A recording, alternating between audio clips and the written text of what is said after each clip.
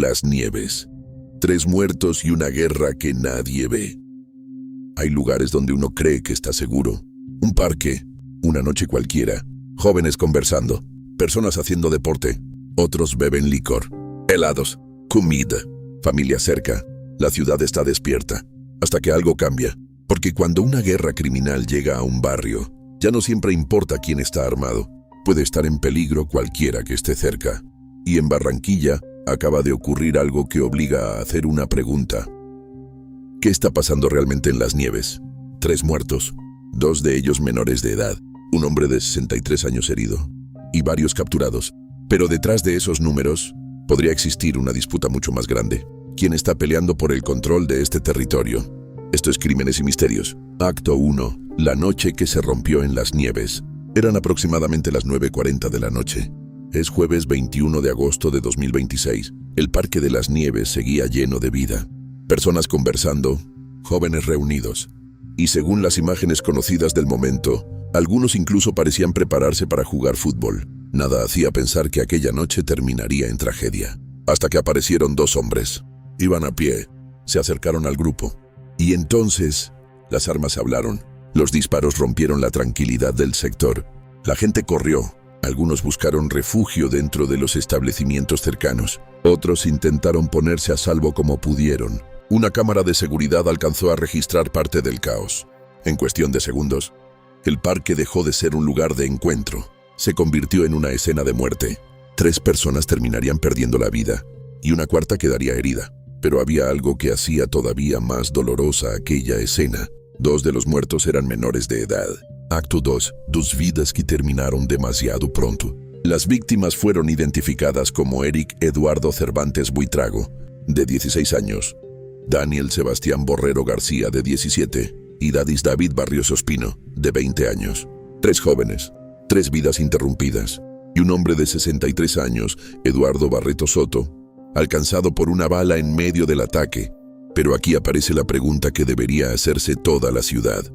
¿Qué hacía un hombre de 16 años en medio de una escena como esta?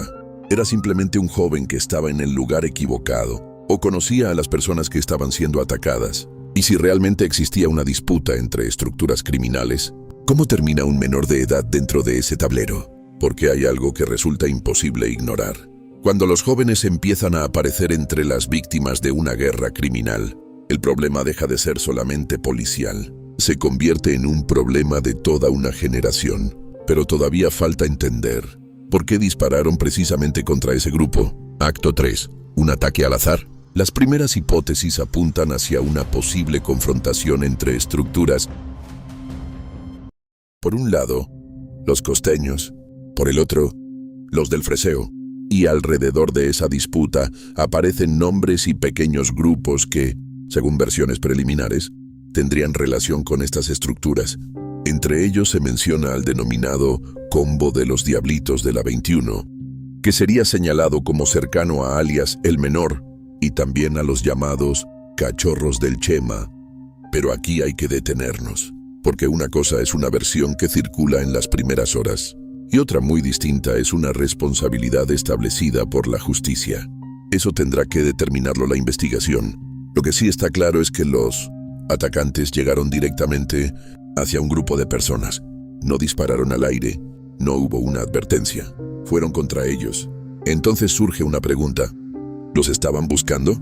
Y si los estaban buscando, ¿por qué? ¿Era una disputa por territorio? ¿Un ajuste de cuentas?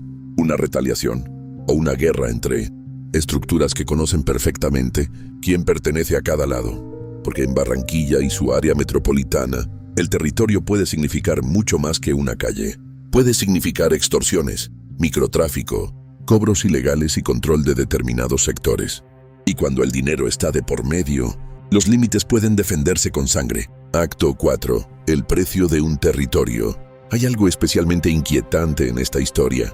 El ataque ocurrió en un lugar público, cerca de un CAI de policía, en un parque donde había más personas. Eso significa que quienes dispararon no necesitaban esperar a encontrar una calle vacía.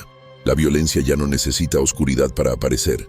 Y esa es quizás una de las preguntas más incómodas para Barranquilla.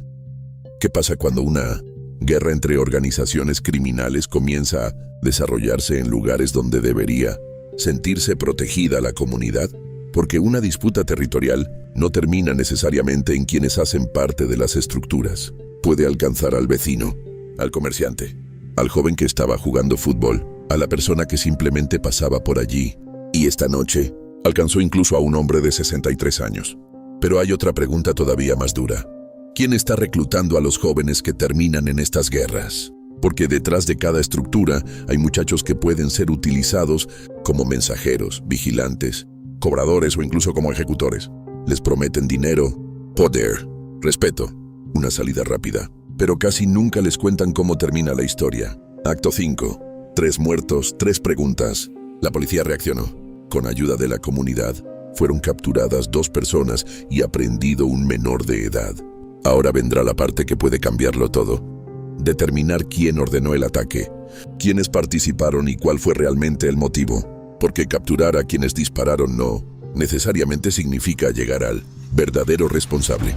Y aquí quedan 3 preguntas para quienes están viendo este video.